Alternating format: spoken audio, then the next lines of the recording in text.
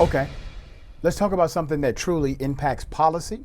It impacts the way we manage, supervise, and even regulate relationships. It permeates in political, government, private, public. It's everywhere. I'm talking about implicit bias. Now, I'm going somewhere with this. Don't tune out before you hear all of the explanation. The reality is, being implicitly biased is not evil.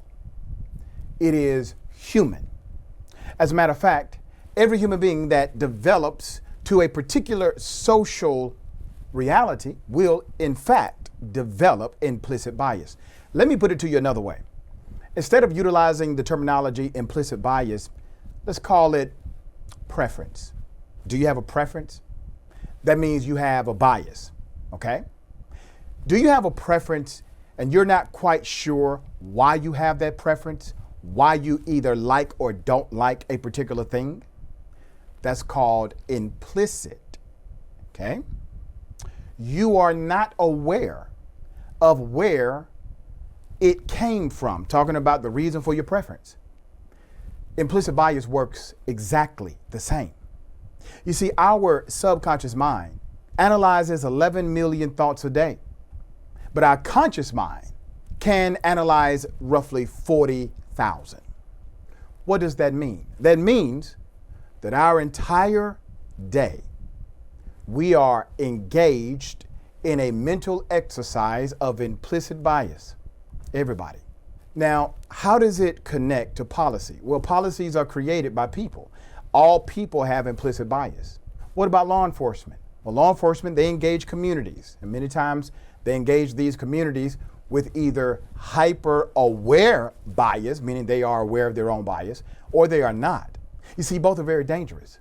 Why would we want to eliminate programs that actually would start addressing the issue of the underlying prejudice that leads to bad behavior from government employees, police officers in particular? You see, implicit bias was never something that should have become a political issue, because it is not. I have implicit bias, you have implicit bias. When these biases start to adversely impact the societal construct around us, that's when the biases need to be checked, because the reality is, if you do not check the implicit bias that you do have, that implicit bias will end up checking you. And by extension, it will adversely impact the society. Your community deserves better. My community deserves better.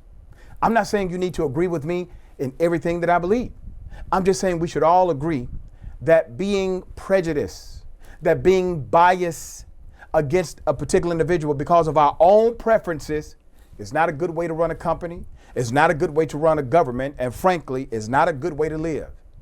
So let's deal with it up front. Rather than creating policies to make it illegal to teach diversity, inclusion, and equity, let's talk about it from a common sense standpoint. Do you think you have implicit bias? Let me save you the trouble. The answer is yes, you do have implicit bias.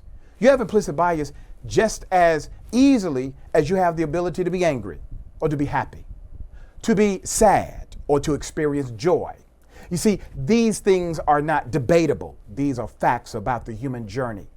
So let's treat it as a true human experience that basically everyone experiences on some level, and deal with it from that.